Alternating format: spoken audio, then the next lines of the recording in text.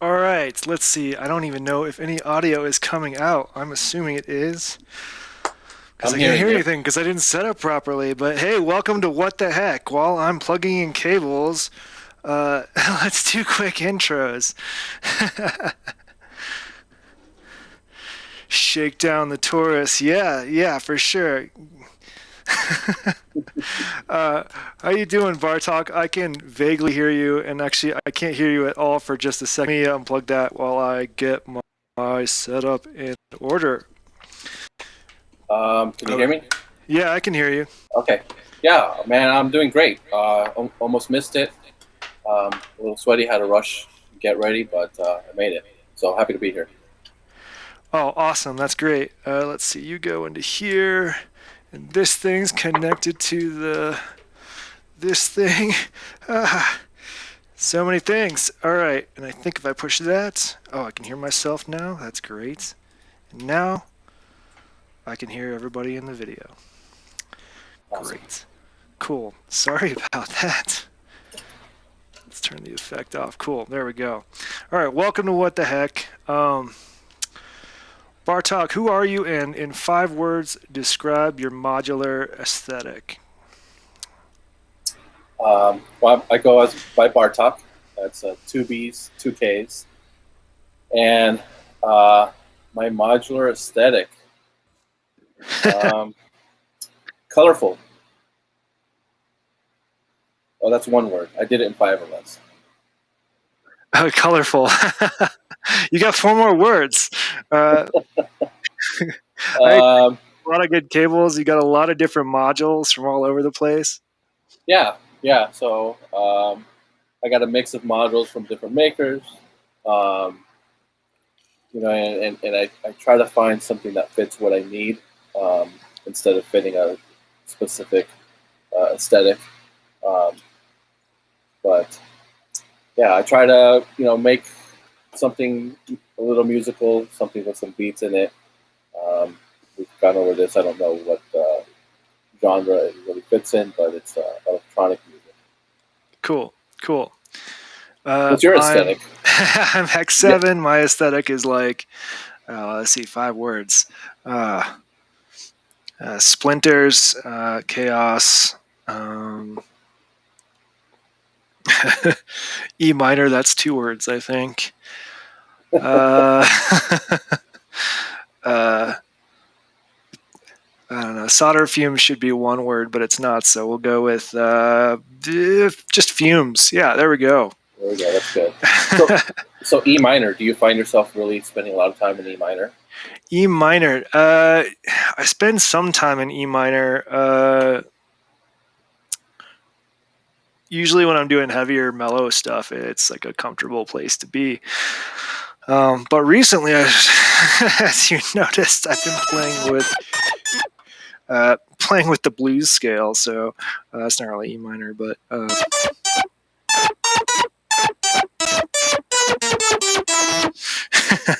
the worst voice to do it with, but that's okay. Yeah, so I've been playing with blues recently on the ukulele, so I figured why not try it on the keyboard? Because for some reason I hadn't touched it on the keyboard ever, Yeah. and it's Oh, fun. interesting. Okay. Yeah, I find Yeah, myself. I'm usually G minor, D minor, uh, and yeah. Generally, what I do is I like very like almost blindfolded. Like I pick a note, like okay. Well, hold on. Let me pick something that doesn't. I'll pick a note, and then I'll be like, all right. I'll like try to find. Sometimes if I'm going for aggressive stuff, like the sour note, so like I'll just move around a little bit to try to find the notes that feel good to me. right. But it doesn't hurt to know a scale, so I looked up some scales. Yeah. Now, are you Uh, actually tuned to those, or those are the notes that you're following on the I'm keyboard? I But well that's a good question. I I don't love so on the circuit I learned I don't love when the devices sort of do shortcuts for me. In the case of the circuit, I can set it to like a major scale or a minor scale or something so that all the notes I hit on the pads are good. But that means I can't hit sour notes every once in right, a while, and that drove me a little crazy. So I've never really used that function on this. I know it has it. In fact, this thing has some really nice features where I can do like chords automatically and chord inversions and things like that. But I rarely touch them because I don't know. I like playing with keyboard stuff. Right. But I guess I was asking, like, is it tuned? Like, if you brought a tuner out, right now you hit E on your Oh, yeah. Is the actual pitch? It's E-ish. Okay. My tuners aren't super precise. If I want to get precise, I'll turn on the guitar pedal down here and listen to it. So let's see. In this case, nope, not even close. You know what? It might not be listening to this. I don't know why. It just seems stuck on B, and that's probably because it's not plugged in. So it might just be why. Anyway, usually I'm in near tune, but never really on the note. Yeah. Oh, answering enthusiastic Woke-Ass Messiah's question. That's CK Sample, or where he was supposed to be, but right now he's on Itai's Clubhouse podcast, which is pretty cool. Actually, Itai's going over the current set, so you should probably, if you're watching this live, go hop over and listen to that on Clubhouse if you're in a Clubhouse, and then watch the replay of this later, so you can get the best of both worlds. But I'm just a little bitter because there's a scheduling conflict and I happen to have a CK sticker. Kalundi tuning. I don't know what that means, but I like the sound of it. Let me look it up real quick. I guess I have a computer in front of me. Yeah, while you look that up, I'll kind of explain why I asked. Yeah. Because I used to, try to tune and think, okay, if I'm going to play in D minor, then I would go and set my root of my oscillators and use my little tuner. But then I kind of been going away from that, where it's written using the chords for a particular scale. But I just set my sequencer to a repeating pattern and just match all the voices. So I don't really know what key it's in, even though I'm using the chords for D minor or G minor. Right. Yeah. So I've done similar things with my more unruly instruments, and even with this sequencer up here, which is currently just a light show. But it still works. I just don't have any cables plugged into it. But with this sequencer, like I can't do any micro tuning. But this sequencer, pretty flexible, so I can actually dial it in. I don't necessarily tune it, but I do kind of what you do and like sort of feel for what sounds good, which is kind of fun as well. You're too big for camera. All right, next time, Woke. All right, yeah. So it's been a really busy week for me. Like I've barely touched my machines, which makes me sad, but it just gets me constantly thinking about the modular and what I want to change with it, what I want to iterate on with it, and what I'm looking forward to. I still have that. I think I ordered it early May. The Cockpit 2 by Endorphins is still not here, and the reason is because the person I ordered it from, the shop in New York, I think is a good shop, was like, oh yeah, they're delayed, talking to Endorphins, we should have some by the end of this time, because they're back ordered. And I'm like, he's like, you can cancel if you want and get it through somebody else. And I was like, no, it's cool, I'm patient.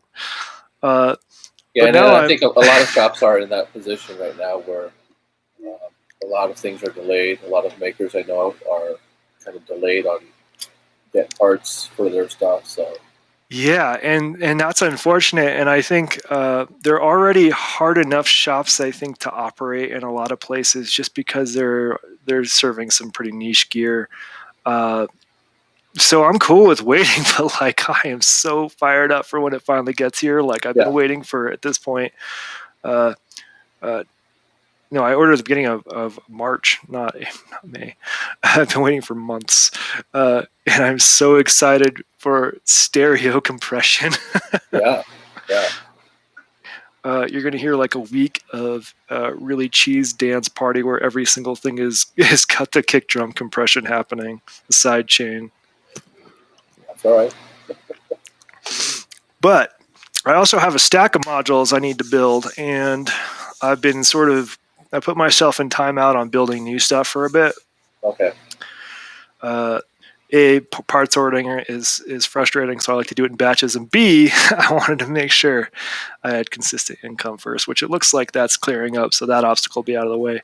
Nice. But what I'm going to try to do is I haven't looked at the bill of materials for any of them. I might try to do a build stream this weekend where I just pick the ones that look the most buildable with what I have and go for it. But they're all weird stuff. They're things I would never usually go for. Very East Coast modules, including the pill or a PLL module, I guess. Yeah. I still don't really. I have a rough idea what it does, but until you have hands-on experience and really play with it, I think it just doesn't quite. Even once you have land. it, I mean, I've got the 1U version of it, and even hands-on, I'm still trying to figure out what it does. Yeah. Do you have any sequence? Man, I need to just watch a bunch of Eurorack sequencer videos because I actually have no idea how they work. How are your sequencers set up? So I guess the reason I'm asking is because in my mind, there's a couple different kinds of sequencers that I've seen. I think the Metron outputs gate triggers, right? Like, does it also put out volt per octave? There's an expander. It's the Volterra expander. Okay. Which will do CV. Okay, cool. And I think you can have like 16 expanders if you wanted. It's something ridiculous. And each one for each drum trigger or something like that? Yeah, and yep. Each one has 4 CV outputs. So 16 times 4. That's a whole case right there. Yeah. That's my dream case. It doesn't make any sound, but if I bring it to a friend's house, I can sequence anything I want. Yeah, so that's the WMD, but Metron. But first and foremost, it's a gate trigger sequencer. Right, it's sort of designed for drums, if I remember right. Yeah. Or samples, I guess, if you're into that sort of thing. And then there's, I mean, the ones that I've had experience with. There's the Noise Engineering. And I always butcher their names, but Mimetech Digitalis. That's a pitch sequencer. That one's got 4 CV outs controlled by an external clock. So here's something that's confusing to me that just because I don't have anything quite like it. So you've got a I don't know, a drum sequencer. What is it called? Like a trigger sequencer or a gate sequencer? I call it a drum sequencer, but yeah, it's a trigger sequencer. Right.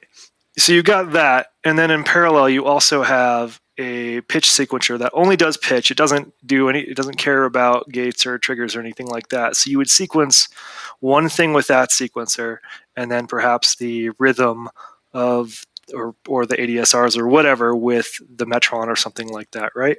Well, sort of right. So in my case, right now I have the black sequencer, but I've done the same thing with right. the 1010 Music Toolbox, very similar to the black sequencer, and that acts as my master. So my master clock is coming from the black sequencer, right, and it's running over to the clock input of the Metron. What that allows me to do is at least tie in the BPM on it. So if I slow down or speed up on the black sequencer, it's going to all connect me. For the black sequencer, also for the toolbox, and the other pitch sequencers, they have CV and gate. So the gate signal that you're using, your pitch going to a volt per octave input on an oscillator, you've got the gate that's also tied into that together. So you're not using, well, I mean, you could, but you don't need to use a gate signal off the Metron. Right. for the voice. Right. Of course, it's modular, so you could if you wanted to, but Yeah. I mean, that's you kind can of you the can idea. mix it up. Yeah, Yeah. and I just haven't really been in a situation where I've tried anything like that. I suppose I'm trying to think of how I'd do it. Yeah, I don't. Maybe I could use this to do pitches, right? And then use this sequencer as a gate sequencer only, like that kind of a thing. So that could be fun to experiment because I've never really tried anything quite like that. Um, yeah, yeah. I could also send in um, if I wanted to do. There's an effect that I want to try. I read on the noise engineering blog of using another trigger into your envelope. Uh, I'd have to bring it up and the VCA, but it makes it so it sounds more like a keyboard, like an actual piano key press. When you press a piano key, you have that decay that's kind of built in, and if you hold the key, it's still decay, but it's slowly going away, and it's a little different from just letting go of the piano key Right. um, and having that shut off. But it's a much more human sounding effect, you know. So I'm going to try that using the Metron that has triggers matching the gate outputs of the black sequencer going into the same envelope VCA combination. That could be pretty fun. Another thing I haven't really done since I had my BeatStep hooked up was mess with velocity sequencing, and partly that's just due to a limitation of my MIDI to CV converter. Like the velocity always goes through channel 1, Right, right. which means that whatever's coming out of here on channel 1, that's probably what I should connect to in terms of velocity. And I don't always want that on that leads, but it could be a Yeah, fun thing to play with as well, yeah. or even just arbitrarily connected to other things, even though it's channel 1.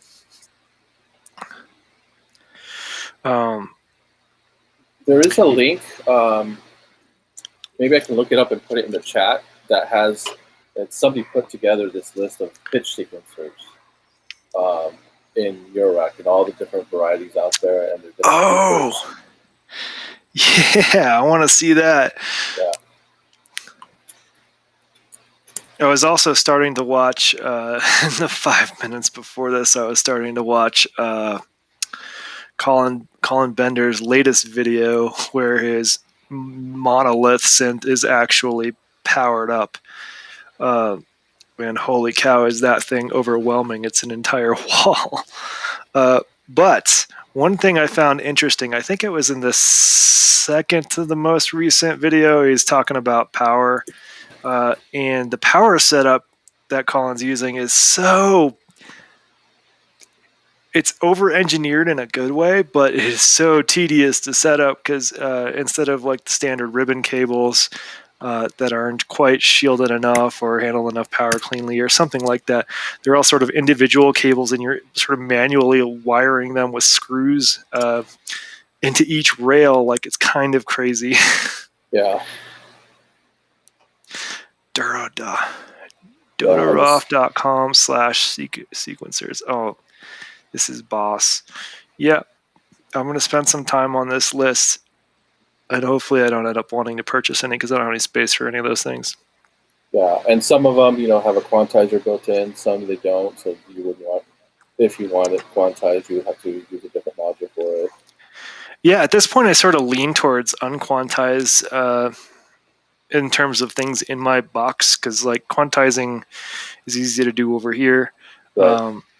And for sure, I'm going to look at, like, I think once I get this second stack started over here, another one like this, that top sequencer is probably going to move over because I think it's going to be I'm going to try to design it to be more like a East Coast style synth where I can get into more ambient and some generative stuff and things that Schmooster listens to. but this one's currently not really. It's not really what I like to do with it. So, yeah, looking forward to that one day. After I do all my summer projects. Now that things are melting, I have to do like maintenance on the house, that kind of stuff. Right. I know what you mean. It was 68 degrees today. It's freezing. It's so warm out. Yeah. Anyway, modular. Yeah. I'm trying to think. What was I chewing on earlier before I got distracted? Mults. Yeah. I've been thinking about mults and logic stuff a lot. That's been a pretty common topic recently, I think, partly because WMD released their logic module. We talked a little bit about it last week, but that it's been on my mind. In particular, like I want to think I just haven't seen a ton of mults that I love. Like there's some interesting ones. Like the closest ones are there's one like the make noise one that's part of the system. That's pretty cool. Really long, interesting mult that helps sort of send signals around your system without long cables everywhere. But yeah, like what have you done any sort of experimenting with buffered mults versus unbuffered mults, first of all? I haven't experimented with it just because. So I have a buffered mult, and then I actually took out my passive one because if I need it, I just use those little stars. Right. But I haven't experimented with it just because everything says, well, if you're going to be using pitch, you don't want to go through a passive mult. Just use a buffered mult. So I've always done that, and I've never tried to see what happens if I don't. I'm curious. I think that would be a fun experiment. Like maybe we should do like short experiment episodes at some point. But like, what happens when you have, send one pitch into like a 5-way or 6-way buffered mult? What happens? Does it get just slightly out of tune? Right. I mean, I know there's signal loss, but what does that mean in terms of pitch?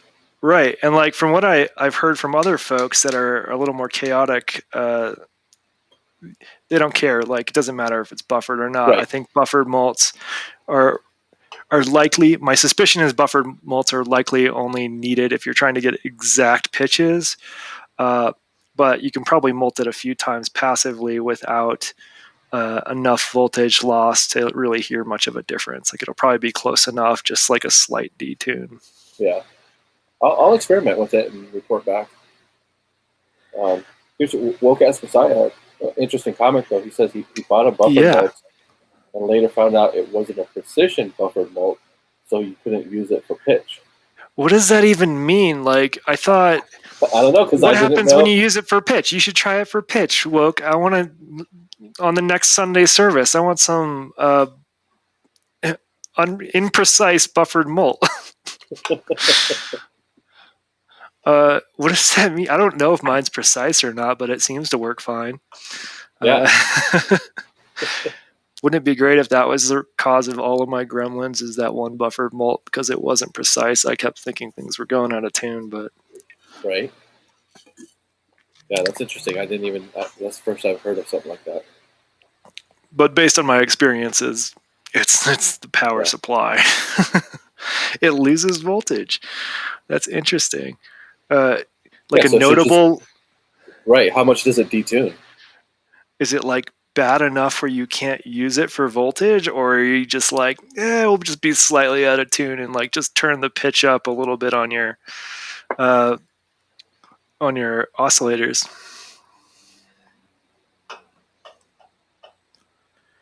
Oh, you just use it for clock.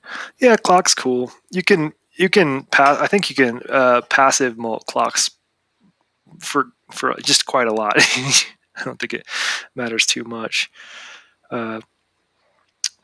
At least I haven't had any troubles with that. Part of the reason go ahead. I was going to say, other you had mentioned logic modules, and that's one area where I'm completely lacking in knowledge in because I haven't tried using them. I know that if you're going to be doing some of the East Coast style stuff, you're going to definitely want to use logic modules. Yeah. Uh, generative, to me, that's like the guys that do that are just way more brilliant than I am, because I can't even think of that far ahead of what it's going to do. And I think I have an OR switch, Yeah. um, and I haven't even played with it, and maybe that's just me not feeling comfortable to get out of my comfort zone. I'm familiar with this. I can program what I want, and it does what I want. And logic, to me, starts taking that out of my immediate realm of. Does that make sense? Like my Yeah, first. no, I'm with you. I like having that very specific control right now. So that's why the thought of an East Coast box. What I'll probably do is I'll start with one, like just one case, right? Like I'm not going to build a full stack right off the bat and go for it, but I'll start with one and sort of start filling it up to get a feel for it. Because I don't know if I'll even like it. And yeah, I'll want a lot of logic and stuff. And I think if I do like it, what I'll end up doing is breaking some rules. And the second case, the one that would be at this level, would be a 3-tier Eurorack system, not Cosmo. just to open up options. Yeah. Because Cosmo is great, but there's not as readily available wildly interesting things here and there. Is And Cosmo the same as like yeah, the 5U? well, no, I don't know. It's metric 5U and it uses Eurorack power supply, so it's Oh, basically just okay. big Eurorack, Because big honking Eurorack. noise engineering makes us the BIA and a couple of other modules in the 5U format, or is it Oh, the Moog format? I'll have to look into that because that could be interesting to have some like 5U modules that I actually didn't build entirely myself. That would be a thing. I just Yeah, don't that's know cool. if it's Eurorack power, then it's not going to be. I know it uses a different power. Okay. I mean, yeah, I also don't have really any logic modules other than this sequential switch, which I have been using it for basically an OR switch for a few things, but yeah, that's about it. Nothing fancy. Um, yeah, that's. I need that. I need some sequencers. I need some gate sequencers. But I actually have a pretty cool gate sequencer that I need to build and order parts for. It's a I think, oh yeah, it's by the same person who designed the circuit for this one, and it's a Cosmo format. What's it called? I can't remember the name, but it's a Morse code module. Like Oh, basically okay. outputs triggers, or maybe it might even be gates. I won't really know until I build it because I didn't read about it. But anyway, I'm going to try to build that, and that could be a fun thing. I don't know that I would be able to swap the sequences looking at it, but it's like an Arduino Nano, so I think I would just program in like Cosmo kicks it, and it would output that in Morse code, kind of a thing. Okay, interesting. Which I kind of like the idea of because it syncs to I think it syncs to a clock, so you can use it for potentially riffs if it's the right number of. It should be. Right, right.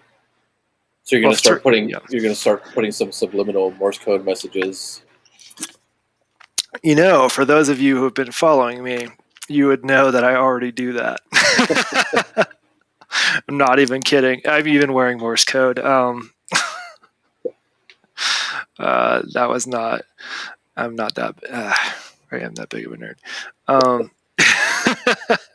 I used to know how to read it, like I tried, but it'd have to be off your shirt and go very slow. Never to the proficiency of the people that actually use it. Oh yeah, same. I'm not even close. I have not taken the time to like proper learn Morse code. It just comes up a lot in like cipher challenges and things like that, like puzzles. So it's handy to Right. know like how to do it. But oftentimes there's really quick ways to solve things. Like there was a light puzzle one year. I think it was last year, where I had this coin that was outputting flashing lights, and I figured it was probably Morse code. And so instead of trying to write it all down, I just like was like Morse code light, and an app popped up that just like all I had to do is shine it at that, and it translated it for like. There's so many cool things already that you don't have to do it manually most of the Right. time. But when you need it, you probably do need to do it manually. Right. Right. Yeah. Yeah. So logic modules, and then some noise modules. Some noise modules. Yeah, so that's something I would very much love. I don't actually have any noise modules. The closest thing I have, or when I want noise, is I pull the noise out of the MS-10. It's got a pink and a white noise output. They're not normaled in the signal chain, I don't think. But yeah, they're not normaled, so it's really easy to just drop them in, and they're really nice sounding, partly because I think because of the bad connections, but they just sound really good. But I'd love some noise modules and interesting variations on noise. Yeah. I think, yeah. Yeah, I used to have what was the IntelliJo had a 1U. I'm gonna have to look it up. A 1U noise module. Yeah. That's pretty. A 1U. Oh wait, 1U. Yeah. Okay. For a second, I thought you said HP, and I was like, what? Yeah. So it's noise. It's called Noise Tools 1U. It's got clock, random, noise, sample and hold, and slew. Oh, that's pretty good. What I'm doing now is I actually have, let's see, make sure you're on random, turn off sample and hold. I'm wondering if my LFO has a good noise output, because it does have a random and it can crank pretty high in terms of speed. So we're going to do an experiment. No, it's pretty pitched. Oh, here we go. I mean, it's really bassy, but maybe I could crank up the pitch with an attenuator if I have a long enough cable. Maybe. No, that's level. I need a... No, that's right. I need a longer cable. Or maybe I can just tuck it under. When you have that cable that's like an inch too short, or Right. in your X case, like a centimeter. All right. I'm not seeing any. Do I have the level up? Oh, that's why. Yeah, there it goes. So we got a little bit higher there. This is where maths would be handy to crank it up even further beyond the limits of what it was supposed to do. But it's all right. It's got some low bass noise. It's not too bad. Anyway, that's today's experiment.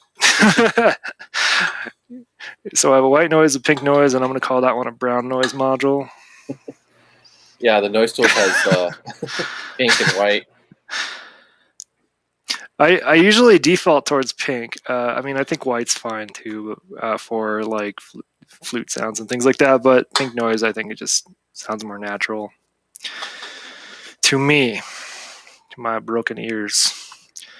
All right, let's talk about something exciting. Let's see. What's exciting, Bartok? What do we got? I've got an update on the t-shirts.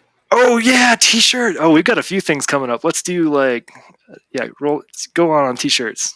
Yeah, so EMS t-shirts. We finalized the design. We talked about it a couple of weeks ago, and now we're getting some pre-orders in. So if you've signed up, check the t-shirt channel, or if you want to sign up and you want to get an EMS t-shirt, go on our Discord, go to the t-shirt channel, and let me know. Send me a message. but again, it's pre-order, so I got to collect all the funds, and then we'll get them made and start sending them out. But we're moving on that front, so that's good. Yeah, get t-shirts. They're going to be cool. They look pretty good. They're going to be, I think, black, right? Yep, black. 'Cause everybody loves black. Black T-shirt with the EMS alien. Yep. Yep. Yeah, they look awesome. Yeah, can't wait. I'm getting two. Let's see what else. There's a couple events coming up, I believe. Let me check the calendar. Actually, do you remember offhand when the EMS drone stream train is happening? Coming up here soon. Is it this Saturday or the following?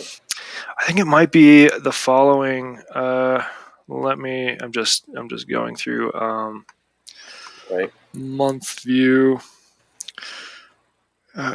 No. That's the 29th, May 29th. Yes. Yeah. It's the 29th. Yeah, we've got 17 people signed up for that, I believe. It's going to stream through EMS, but it's part of the Drone Day organization. You can find them at droneday.org. Awesome. Yeah, I'm really looking forward to that because drones are fun to do and fun to listen to. They're really mellow sometimes. Also coming up this weekend is the Synth Society Synth Summit.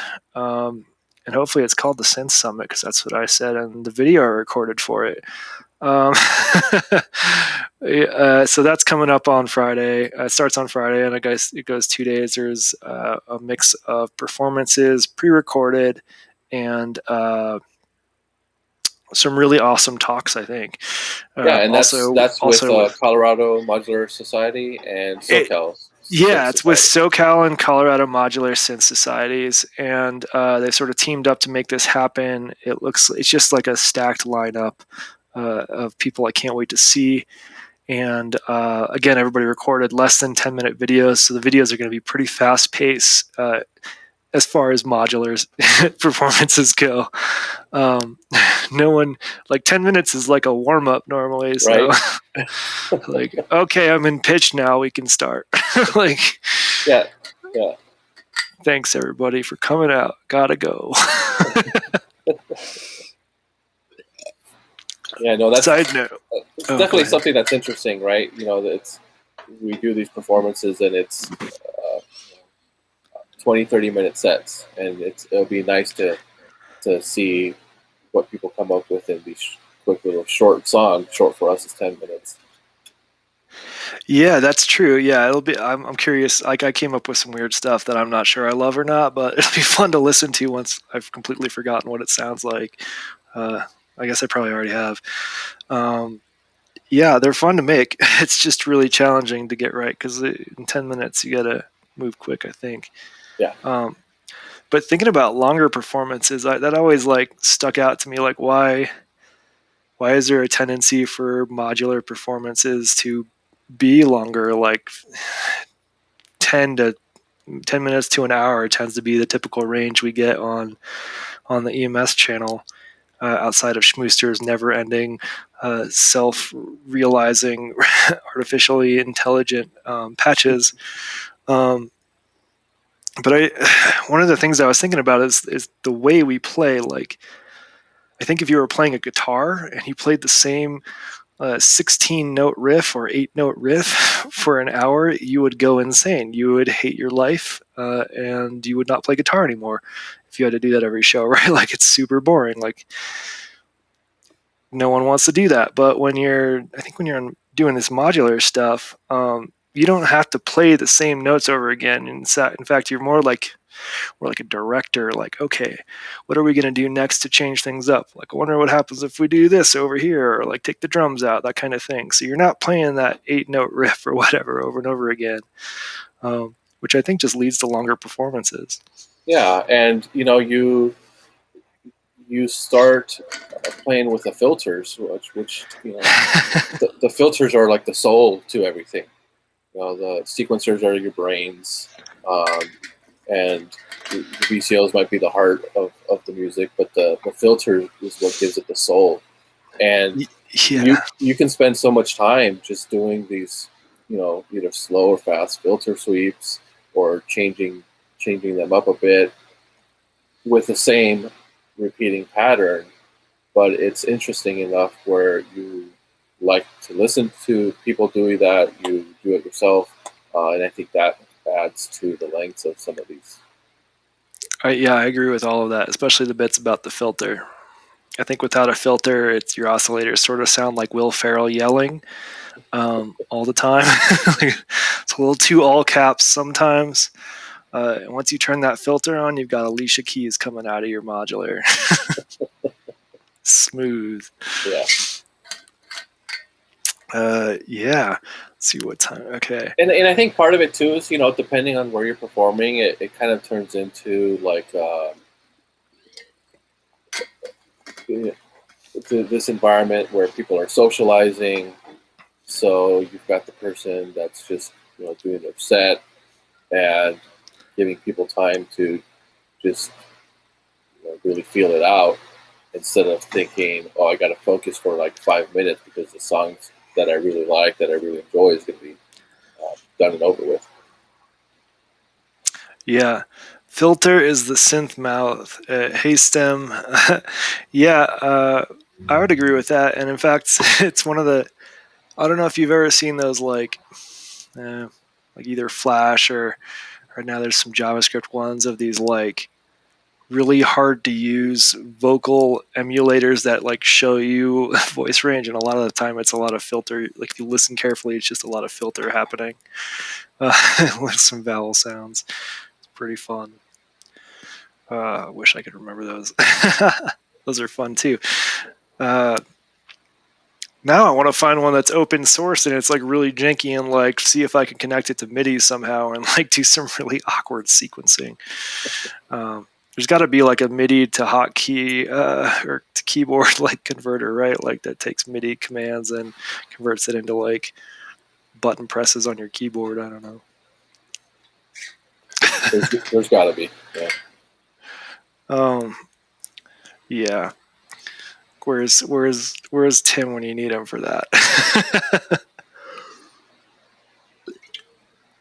All right, so I don't know. Like, what have you been up to musically lately? What have you been working on? Well, I just had the Modular on the Spot LA show this past Sunday. Right. And that was um, really fun to do. It was the first time getting together in 18 months for a show that they had scheduled. Oh, And yeah. for the LA area, it was over at Woodley Park, which I had never been to. It's a giant place. I mean, there's so many little hidden corners that you could go and set up, and it was perfect. The day was great, and so I just kind of recently finished putting something together for that. And funny enough, I was planning on doing something from my last album that I had released a couple weeks ago, and last week I was like going to get ready and kind of repatch everything and practice. And I turn everything on, and I get a little sad face on my sequencer. Oh Saying no SD card, and so I kind of turn everything off and turn it back on, and again it says no SD card, and I pull out my SD card, and I don't think I have, and put it back in.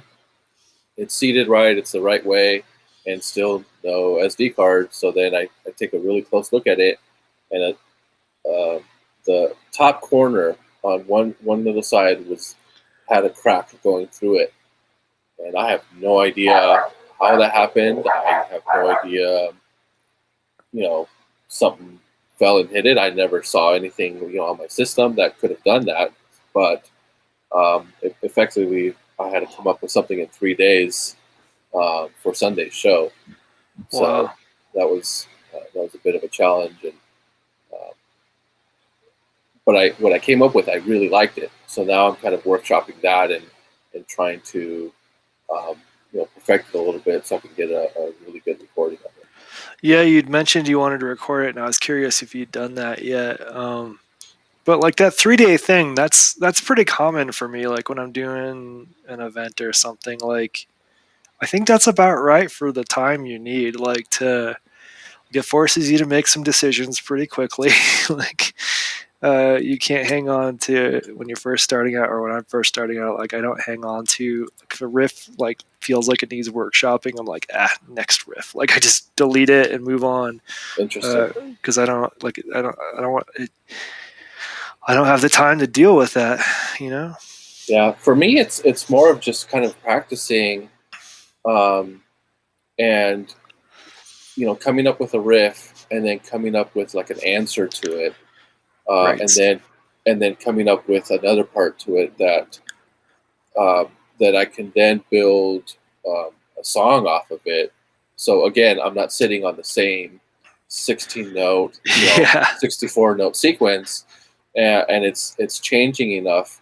But then I need that time to then practice switching from one to another, making sure that like my timing's right. So for me, typically I'm looking at about a month to feel really comfortable with something, which I know I need to get better at because there's a lot of shows that I can't do because no, I'm working for something for next month. I guess my thoughts aren't that you need to change that. Like it's if it works for you, it's fine. Go with it. Like no, it's a lot of fun. Let's not like make it into a job by trying to like get out as many things as possible. At least for us, there's some people that do it as a job and they are awesome. Yeah, Um, but we're awesome too. I just yeah I don't know. Like I feel that though. Like right now I'm in like uh, endless inspiration land where I have no problems unpatching things because I'm not like mid track for an event or something. Like when I was preparing for like Magpie Fest or like New York Modular since Modular Society, like those things, like once that patch is there, I right. don't touch it. I might destroy it during the performance, but Oh boy. oh, did I do that? No, no. Can you still hear me? I can hear you. You just got a like beautiful error rainbow thing happening. There we go. Oh, Bartok's so amazing. It turned into a rainbow. Cool. I'm not sure if the cables are loose or what's going on. Bartok testing video synthesis on air right now. Looks like we have some square waves.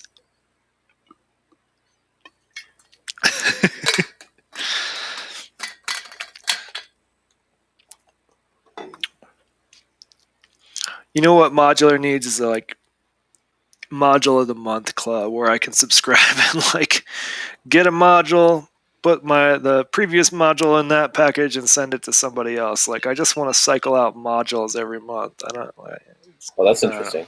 Yeah. It'd be pretty fun. Cause like I don't want to own some modules. Like maybe I want to play them for a few songs and like that's about it. But it's not like something I want permanently. I think long and hard about those modules. Like the big honking button. Actually, the big honking button was a surprise. This was going to go into the other case, but I liked it so much. It is a feature, not just because it honks, though that's an asset. Hold on, getting a longer cable. Hopefully, can't quite reach with this headset. There we go. But the trigger out's pretty nice for like triggering the Mega Drone or something. Like if I want to get real honky, I can mute that. No, I don't even think that's the. Is that the Mega Drone? Nope. That's the bass. That track would have sounded real bad in a second if I had played that. This is Megadrone. There we go. I love that sound. Yeah.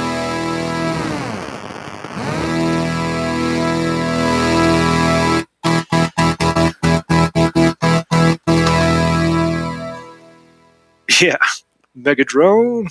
Oh, now you're. Yeah. I don't know what's going on. For those of you watching, I have no control over other people's cameras or anything. I'm not pranking Bartok. This is entirely on Bartok's end of things. End disclaimer. Whatever, Okay. I like it. It reminds me of like MTV or something. Now I got to figure out how to do that. Yeah. I don't know what's going on at this point. I'm too afraid to push more buttons. Here, let's see if I can do it. You know what? Let's not play with my camera on air. Yeah. Let's see. Show and tell. I was just reading over some notes real quick. Let me try something. Do you have your modular hooked up right now so that you could put audio through to this stream? Just curious. And I can switch to my laptop. Oh, you could switch. Okay, no, we'll do it at a different stream. I was just curious because Vincent Sky was curious. Wanted us to try doing basically share your new favorite module and what it does, and I think it'd be cool to do that with some audio. Yeah, you'd have to show me how to do that, and I can be ready for next time. I don't know how to. Do I need to use OBS with the restream or? What I do currently is I actually have my mic going into my mixer from my headset or from my phone. Not my cell phone, from this phone. So I have a mic going into the mixer.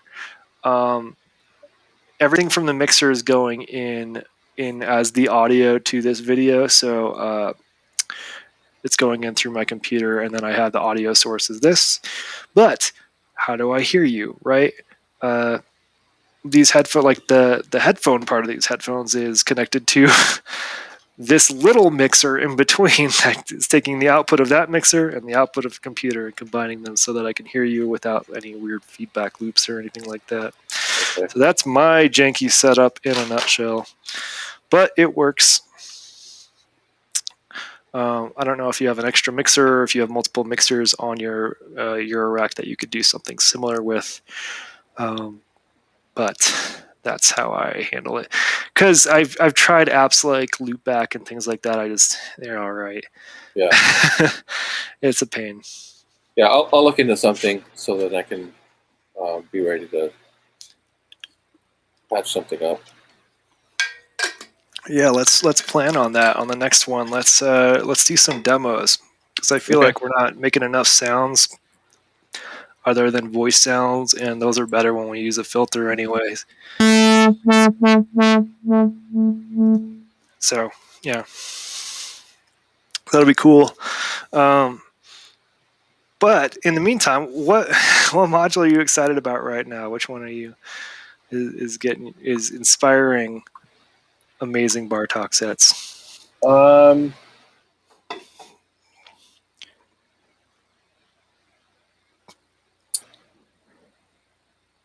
That I have, or that I'd be looking for. Right now, that I have is still that black sequencer. I mean, that you have the black sequencer. Yeah. And I know, I feel like we talk about it nonstop, but it's, I'm still kind of scratching the surface of what I can do with it, along with the Metron. The same thing with the Metron. I just started getting comfortable with using the variations, so I can have 5 different variations and change to those as I'm performing. Is a variation like a different pattern? Yeah. And then so what I recently did is I copied my pattern pattern A, I copied it to pattern B, and then I changed up a little bit of it. So I changed the kick on it, and I changed some of the hi hats, so then I could switch back and forth without having to load a completely different Yes. pattern.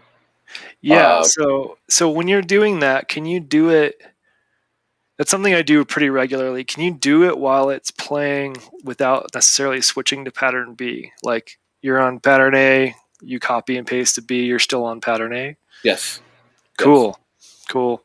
And then you switch to B, which sounds identical, and then you can manipulate the heck out of it. And then you have sort of like an undo all button by going back to A. yeah, I yeah, love doing that stuff. yeah. And you can have it change either at the end of the, the completed pattern, then it switches to the next one, or you can have it change immediately if you wanted to. Oh, cool. Yeah. And that's another thing that I fiddle with actually. With the Swarp, I think with the Metron, due to the nature of it, it's probably either way is cool to do.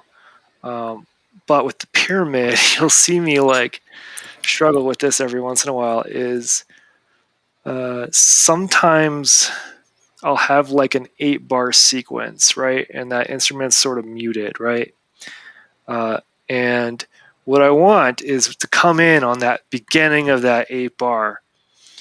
And to do that, I sort of have to know where that is. So I'm either counting Yeah, or praying or some combination of both. Because if I come in halfway through, it doesn't always sound right. right. Uh, and And that's why I spend those a couple weeks practicing, because right. I worry about that. Yeah. And another thing, and actually, before I get into that a little bit deeper, I prefer the instant switch, even though it's more difficult, because I really like to be able to, and I don't have a good track loaded up here to give you an example, but uh, actually, I can probably show it with this, where I have like a bass sequence happening.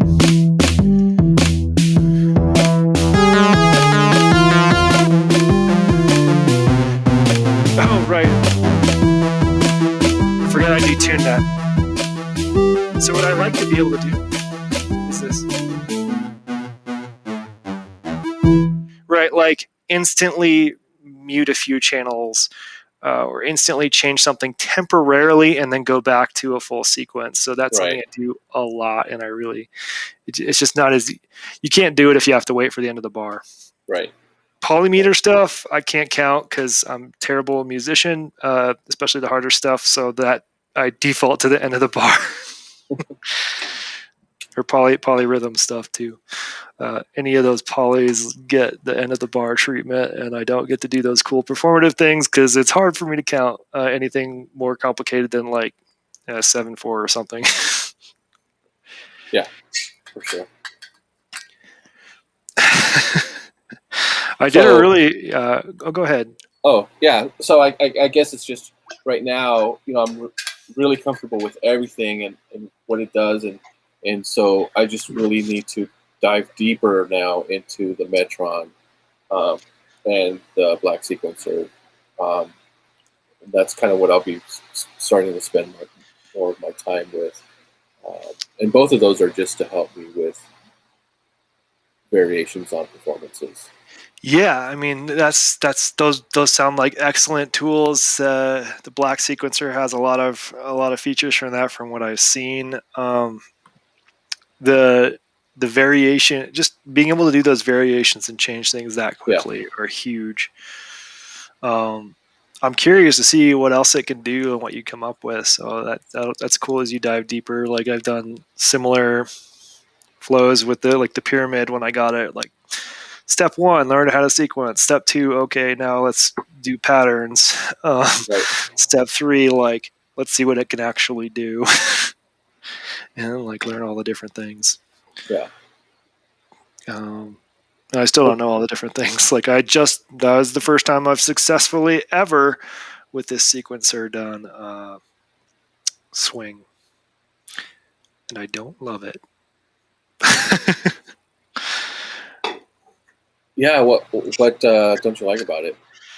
Well, I think it's the way I set it up. I think actually there is, because it's the Scorp, there are settings for everything. I think there is a setting that allows me to do a global swing, but the way it's currently set up, I'm not going to dig through the settings right now, but the way it's currently set up, I have to basically go, you won't be able to see it, but you can at least watch what I have to do. I have to go to the track, so now I'm on like bass. I have to go there. I have to go to effects, add an effect called swing, edit it, set the settings, but I have to do that per track. So I have to match the settings on every track. Oh, okay. Um, there is a way. I know there's a way because I've stumbled on it before to do it globally, but I didn't do that for this one because I wasn't thinking. I was Well, like that's committed. cool though, because that's pretty cool because it lets you do it per track, so you can do it slightly different, Yes. or have some that are like no swing, and then have others that have a little bit of it. Well, I find it kind of handy to have them just slightly off in terms Yeah, of swing, particularly when there's a like a snare or something higher pitched with something lower pitched like a kick, because then the transients are slightly offset. And you can just get a bigger, clearer sound out of both of them. yeah, and it's a little more natural sounding, I think. Yeah, so that I have played with a little bit, and Yeah. it's nice that you can do that. I also move things around a little bit sometimes to get that same effect, and I do actually really like the the effects. They're all MIDI effects because it's a MIDI controller, but there's like random swing, there's harmony, so you can combine like them in any order, similar to like modular patching, where let's say I add harmony where it's adding multiple voices, but I'm on a monophonic synth voice. Right after that, I add an ARP, so it takes that chord that's being played, even though one of those notes is only being played, turns it into an ARP, like things like that. Add some random in there. You can do some locking on the random, or even beyond the random, you can add a scale one that locks it back into a scale again. So you can do some cool stuff like that. Yeah. Um, I don't do a ton. It's even got some like fake delays and equalizers and stuff like that, but uh, I don't use most of that things. LFO, yeah, and Hey, BPM. I did toy with BPM a bit. do you know of a way? So there's there's some trigger delays where I can send I can send a trigger out, and then it splits it, and I can control the the two different delays. I can speed one up while keeping the original, or I can speed both up. Um, do you know if there's something like that though for pitch sequences? For pitch sequences, And here's what I'm thinking. so let me clarify. So when you say pitch sequences, are you talking about the pitch CV that Yeah. just delays the CV just a little bit, or can delay it a little bit? Yes. I don't know. I almost wonder if that's like a maths trick waiting to happen. Mm, I'm not sure. Yeah. Because I've looked, and every time I look for some sort of delay, it's trigger related. And I'm not talking about like a delay module for one Right. pitch. I need to split it where I then have that same voice, and I can slow down just one of them, and then Interesting. bring it back up to the same speed, and now they're together again. I see what you're saying. So you've got. I almost think this needs to be, or this could be implemented easiest with like an Arduino outputting the CV. And MIDI, like I almost it feels something natural to MIDI, right, or something, or the sequencer itself. Because I think what you're saying is if uh, I've got everything's in 16th notes and I've got just quarter notes playing, right? If I got those Hmm. quarter notes playing, I'm sending it to a something that splits it so that one one device is getting those quarter notes as quarter notes, and then another device might be getting them slower, so like as eighth notes, or not eighth notes, as whole notes, for example. So you get sort of that almost subharmonicon effect with one sequence. Is that sort of what you're getting at? Yeah, but just not so drastic of a change from like a quarter to Right. a half or whole. Yeah. So there's actually there is a MIDI thing that sort of does that. The Fugue Machine. It's a great phone app if you don't have it, or iPad app or whatever. And it basically has a single playhead that goes across and plays whatever notes are programmed in there. But you can add playheads that go at different speeds and are okay. assigned to perhaps different MIDI channels. So you can do that type of thing. So it is the same like sequence, What they're is just it played again? at different speeds. It's called the Fugue Machine. I'm going to drop the name in the chat. Fugue Machine. And it's actually it's a really fun way to quickly get interesting sequences, and then you can do things with it that I think are pretty performative that I don't think enough sequencers have. For example, each playhead has various controls, including speed, but you can also do things like change the direction of the playhead. So maybe one's going this way and the other one's going the opposite direction, Okay. or one bounces back and forth, reversing its direction while one just goes the same direction.